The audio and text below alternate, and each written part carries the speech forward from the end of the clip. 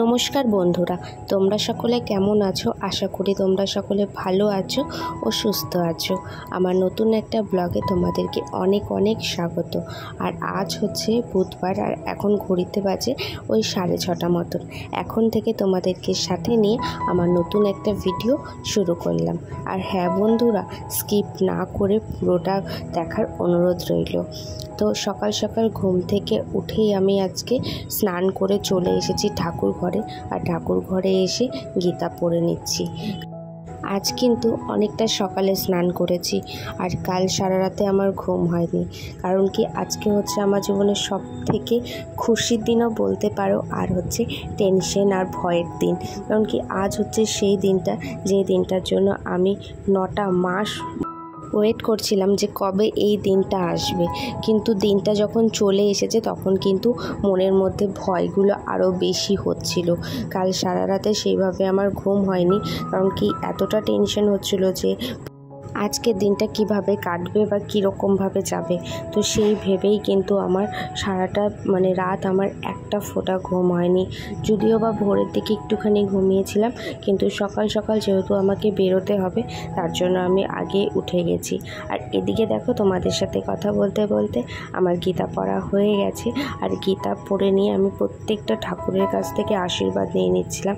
আর আমি একটুখানি পেটেও ছুঁয়ে নিচ্ছিলাম।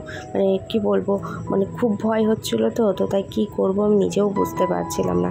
তাই নিজেও একটুখানি আশীর্বাদ নিয়ে নিচ্ছিলাম, আর একটুখানি আমি পেটেও আমি ছুঁয়ে নিচ্ছিলাম। এদিকে আমি ঠাকুরঘর থেকে গীতা পড়ে বাইরে বেরিয়ে গেছি। আর বাইরে বেরিয়ে প্রত্যেক দিন যেরকম আমি করি, তুলসী তলায় জল দিয়ে নিচ্ছি। ঘরে এসে এবার আমি বিছানাটা গুছিয়ে নিচ্ছি। যেহেতু বিছানাটা গোছানো হয়নি, আমি ঘুম থেকে উঠেই না আগে স্নানে চলে গেছিলাম। আর আমার বর ঘুমাচ্ছিল, তো ও উঠেছে, ওঠার পরে আমি হচ্ছে বিছানাটা গুছিয়ে নিচ্ছি।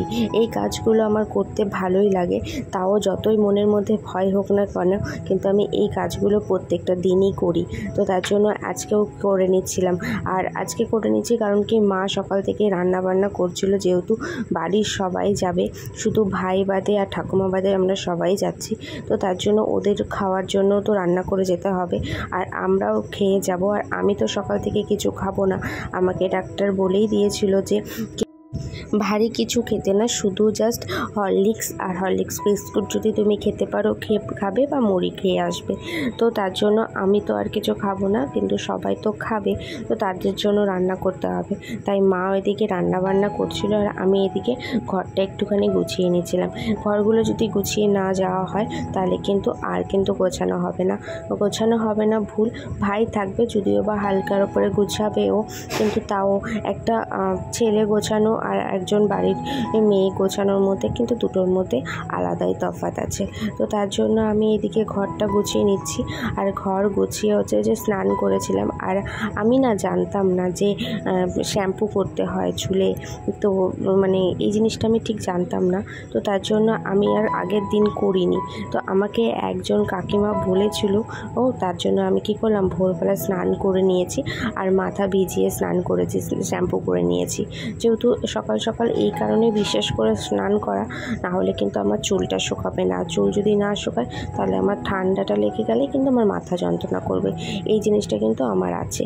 আর এদিকে দেখো, আমাকে দেখে কিন্তু মনেই হচ্ছে না যে আমার কোনো ভয় হচ্ছে না, কিন্তু সত্যি বলতে আমার মনের ভেতরটা কিন্তু আমার এত ভয় করছিল যে আমি কি বলবো, শুধু উপরে সবার মুখের দিকে তাকিয়ে শুধু হাসছিলাম, যে হ্যাঁ কথা বলছিলাম, কিন্তু কথা বললেও খুব কম কথা বলছিলাম। আর এইদিকে আমাকে কিন্তু আমার বর এদিকে হরলিক্স গুলিয়ে দিল, ওই করে দিচ্ছিল। তো তারপর আমি এই যে হরলিক্স আর হরলিক্স বিস্কুট খেয়ে নিচ্ছি। তাও দেখো, আমি 2টো বিস্কুট খেয়েছি। এত টেনশন হচ্ছে যে আমি খাবো কি, আমার খাওয়ার এনার্জিটাই পুরো চলে গেছে।